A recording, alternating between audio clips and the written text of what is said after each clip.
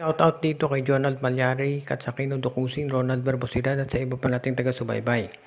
At sa ngayon, ang balita natin, itong Converge Fiber Exercise ay patuloy ang ginagawa na paglako dito kay Shawnee Winston at naghahanap sila ng mga teams kung saan ito ay pwedeng i-trade.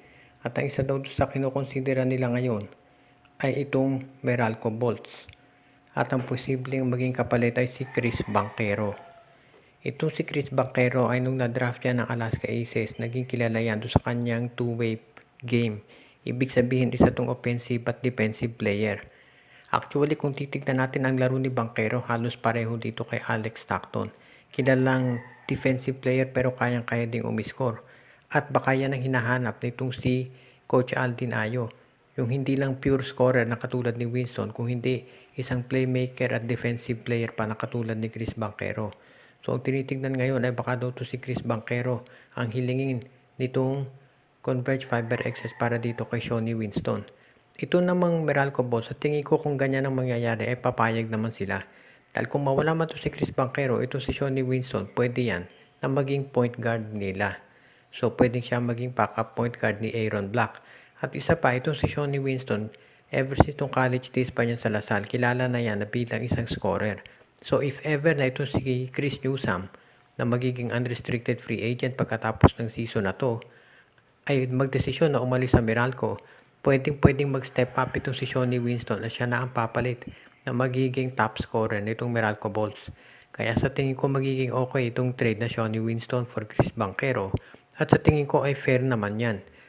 Of course, ito si Chris Banquero, mag-a-adjust siya paglipat sa Converge pero sa tingin ko hindi yan magiging problema dahil of course alam natin magaling na player yan at malaking maitulong yan dito sa lineup nitong si Coach Aldin Ayo. Ito nga bang si Stanley Pringle ay ilalagay na sa trading block nitong Barangay Ginebra? Yan ngayon tanong ng karamihan pagkatapos ng desisyon na ito ay i-bench na ng Gene Kings. Marami kasi ang nagsasabi na para itong pahiwatig na hindi na naging effective itong si Stanley Pringle dito sa huling laro ng Ginebra kontra dito sa Terra Firma.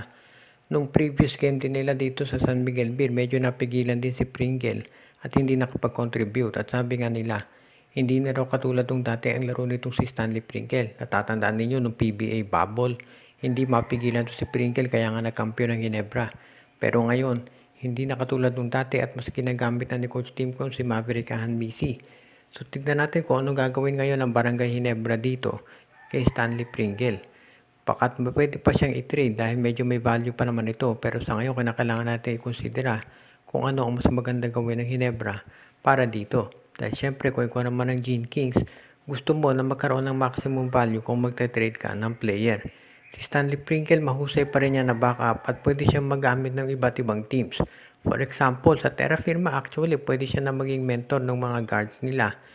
At pwede rin na maging isa doon sa mga sabihin na natin kapartner ni Stephen Holt. Ang balita nga ng iba, baka daw itong si Pringle ang i-trade for Stephen Holt.